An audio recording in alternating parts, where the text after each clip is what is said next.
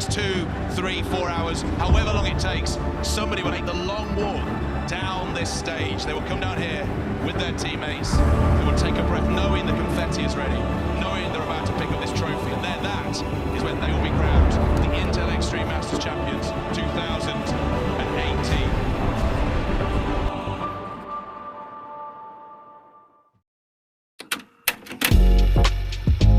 Do you know sports that appear in digital?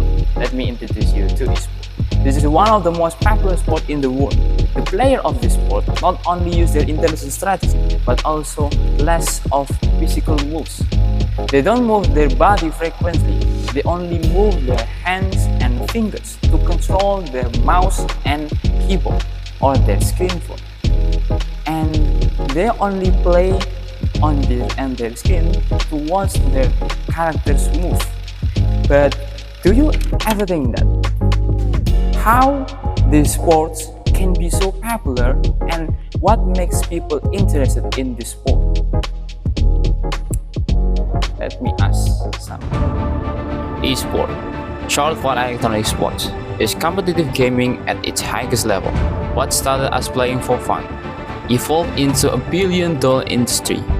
Today, millions of people watch esports every day.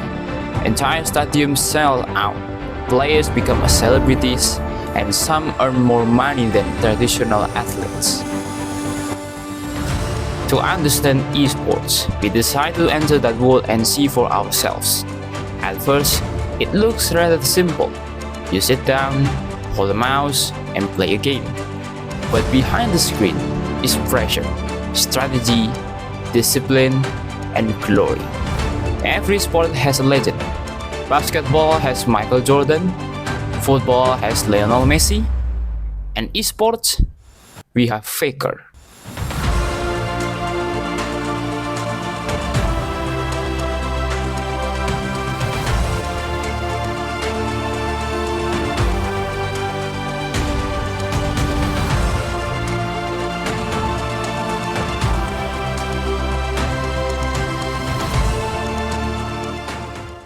Lee Faker Sang-hyuk, Korean-born professional player of T1 esports and the biggest name in the League of Legends scene.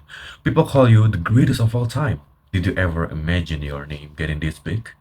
Well, not really. You see, back when I started, the scene was relatively much smaller than what it is today, so we didn't know if we could actually build a career out of this. But we just had one thing in mind: to win. Now, you being the most decorated player in the scene, you have won so much. What drives you to compete for this long? Well, winning once is difficult, but staying at the top is actually much harder, in my opinion. So when you take on a commitment like that, then you stop at nothing to achieve it.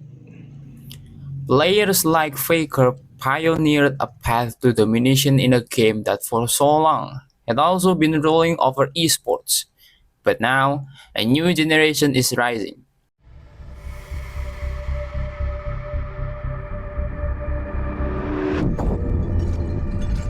Reconstitution in 3, 2, 1, 0. Not every esports story is about domination. Some are about falling again and again, and still coming back. In the first-person shooter game Valorant, no team embodied this storyline better than PaperX.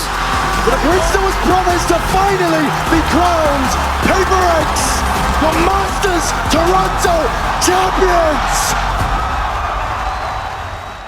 Jason Forsaken Susanto, Indonesian-born professional player of PaperX esports team. For years, you guys were known for one thing, almost winning. People mocked you as chokers. Did that label ever get to you? Of course, we heard it everywhere, and we still do even to this day.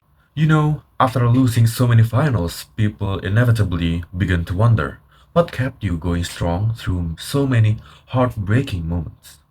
Yeah, it was thanks to all the support, the fans, family, and especially my friends. Because although losing sucks, But seeing so many people still believe in you even after that, it really makes you want to try again. And there we have the journey to greatness. Some paved a golden road, some fell in the deep trenches before they even got the moniker of champions. But we know that it all must start from humble beginnings. For many players, it all started in internet cafes. People here had competed over nothing but pride. Then gaming became mobile. Suddenly you don't need a computer to play, all you need is a phone. As mobile esport grew, Indonesia became one of its loudest homes. Pretty soon, games like Mobile Legends shocked the industry like a storm. Thunder heralds their unstoppable reign. Unscathed, unrivaled, their legends proclaimed. Bow down to the empire of Fanatic! Nicky Kiboy Fernando, Indonesian-born professional player of Onyx Esports team. When you first started gaming, did you ever imagine it would become this massive? No, back then, it was just something that we played for fun. Then, before I knew it, esports had grown so much globally, and I might have rode that momentum here in Indonesia. What was gaming like back then? Mostly just playing with friends and then going into internet cafes. But after a while, we started playing on our phones after school. But really, that was it. What changed?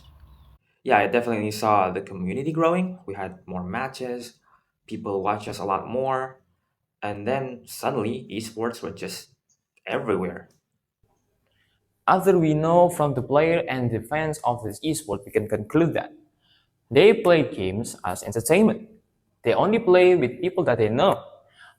But because of the popularity of the game, it became famous and created a huge global competition. But there is still a difference. For the player of esport like Kiboy, he uses the momentum of the popularity of the game and became one of the player of esport. On the other hand, the fan doesn't seek the momentum. He only interested in becoming one of the community and enjoys how pro player play the game, especially their favorite players and team.